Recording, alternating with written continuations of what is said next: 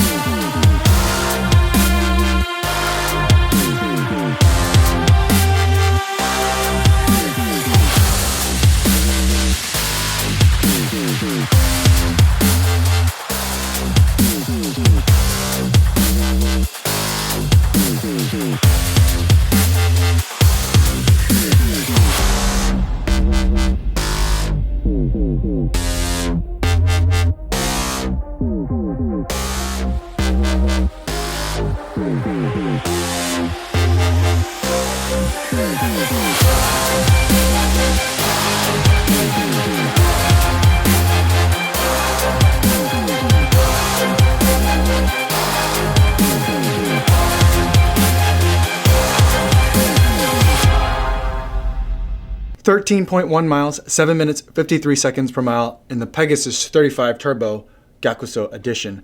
This is an absolutely beautiful shoe that I had a fantastic time running in. To cut to the chase, I think this is one of the most beautiful shoes that I've ever had the pleasure of running in. I'm just absolutely instantly in love with it. But before we get into my thoughts on it after running with it for today, I want to go over some disclosures. This is a pair of shoes that I did buy with my own money. No one from Nike has sent this to me. No one from Nike knows that I'm making the video, and no one's going to have any editorial control over the video before it releases. Now with that out of the way, I want to talk about this beautiful shoe. This is an edition of the Turbo designed by Undercover, and Jun Takahashi is the designer. Functionally, there's no difference as far as I can tell in the midsole and outsole. You've got the same midsole and outsole material. It is black, but I believe it's like a painted black, not actual black, because if you look at the midsole from the bottom, you could still see that it is white.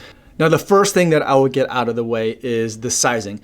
For me, I went with a size 9 in the Turbo, which was a little bit of a risk for me. Now, when the original Turbo came out last summer, I got a pair also in size 9 for the unsanctioned race, the hill climb in downtown Chicago, where we ran down and up a parking garage. An absolutely fantastic event, and a really great way for me to get a first experience in that shoe. And I loved that shoe. I had been eagerly waiting for it, and I was so happy to get a pair from Nike in that situation. But over the miles, I found that the fit was really, really small. And it was one of those shoes where I normally don't advise people to go up a size, but it was one of those things where if you can try it on, I highly recommend that you do. And so when these popped up in the sneakers app and I had an opportunity to get them, I went with the size 9. It was after a lot of debate, and I'm glad that I did, because in this version of the Turbo, the size 9 is just perfect for me, and it feels fantastic. You get the same combination of React foam plus the ZoomX in an aggressive foot position where I feel like it's snapping my feet after they hit the ground back up to me so I can put them down again quickly. It really encourages a shorter stride but a very fast cadence, and I definitely experienced that all day today, and it was magnificent. I just really enjoyed it. Today was kind of day 7 of my week, 6th run for the week. I had about 53, 54 miles for the week, and so relatively high mileage week for a winter for me in Chicago. So my legs were already tired, but the turbo just kept wanting me to run faster, and I just had an absolute great time running with it. Straight out of the box, half marathon for today. Maybe not the best idea. I think the shoe does require a little bit of break-in before you get too crazy with it. I do have a really big blister right on the side of my right toe, and that's, I think, because of maybe some of the materials that are in here. Now this design, I think, is just absolutely stunning.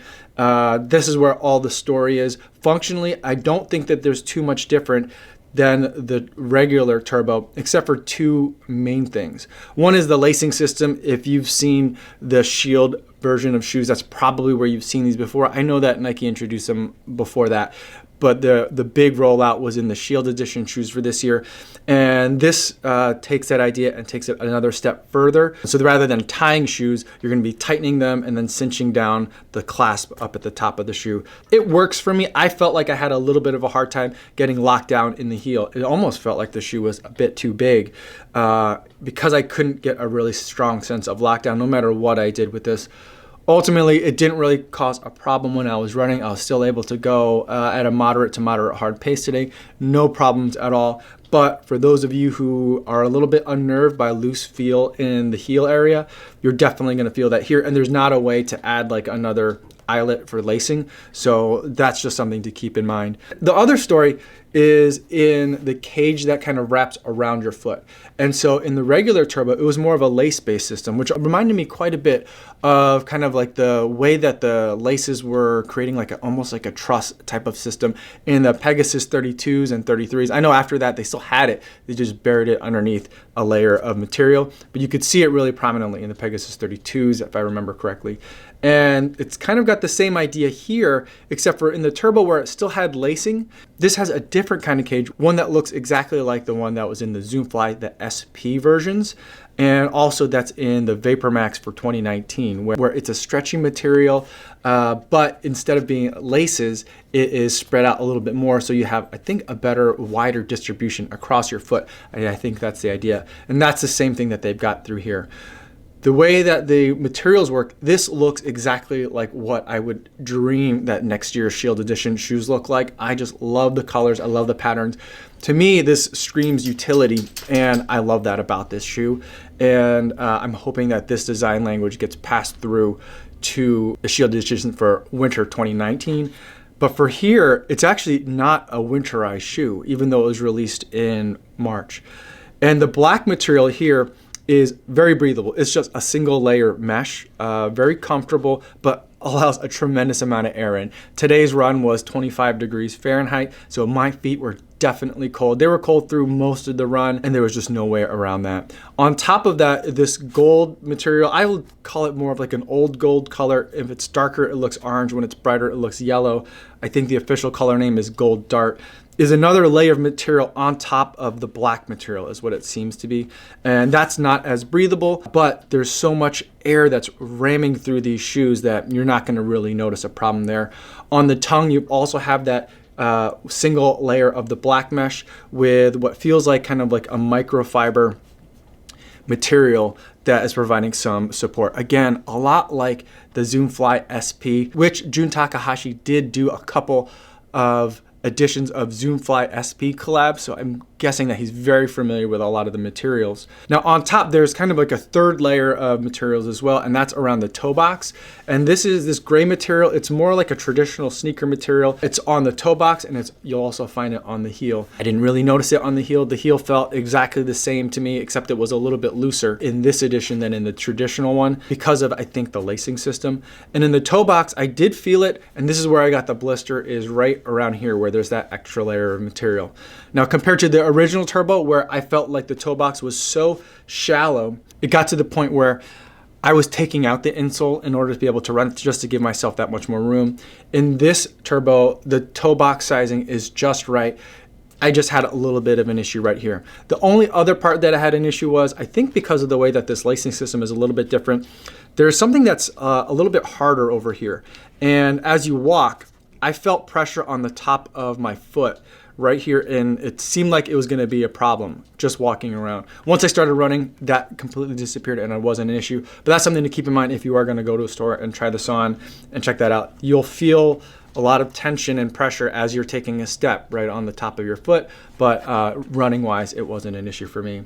They are $200, so not cheap by any means. And is it worth it for the average person looking for a turbo? I'd say absolutely not. If you are just looking for a turbo to get into, sometimes you can find them on sale at this point for the original versions in some of the colors. But if you love the design, and I just absolutely love this design, then it's absolutely worth $200 because it's a fantastic shoe that I'm going to beat up and run in like crazy. And I'm going to love looking at them. I'm going to love how they feel on my feet as I'm running in them. So I've already posted a couple of pictures of the shoes on Instagram, and people were already saying, like, I can't believe you're running in them. You should save them, whatever. I don't believe in that. I don't collect things. I love art to use it, to consume it, and to have memories of the experience. And that's about it. And then once they're done, they're going to be done. I have a feeling, though, that once I'm done running miles in this shoe, I think I'm going to keep these around as a casual shoe just because I just love the way this looks, and I'm hoping for more collaborations that are like this.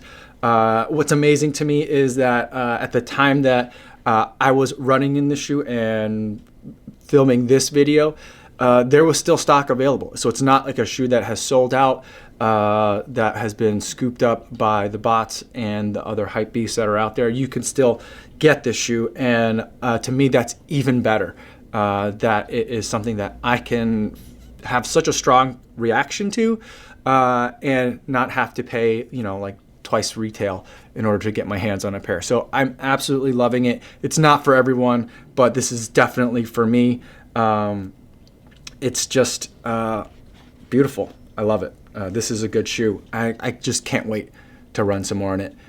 Before I go for today, I want to talk about the charity runner of the week. What I like to do here is spotlight a different charity runner every week, talk about the race that they're preparing for and the charity that they're raising money for to do it. This week, we're talking about Fordy Runs. He has his own YouTube channel and has been building a running community over in the UK. He's going to be taking 10 people on a team to run a Ragnar Relay in the UK, 170 miles, 2 days, and they're going to be documenting the process.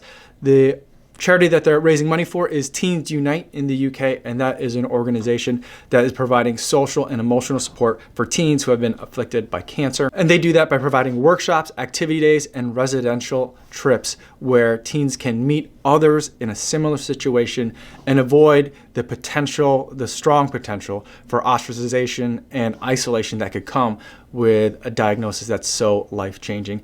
It's a very worthy cause, something that's so important in terms of long-term cancer survival rates and success. And I was happy to donate 70 pounds to their charity and to Fordy's fundraising efforts. If you'd like to learn more, I'll post links to everything in the description. Thanks so much for watching, everybody, and making it for the end to the video, and I'll see you guys tomorrow. Yo, what's going on?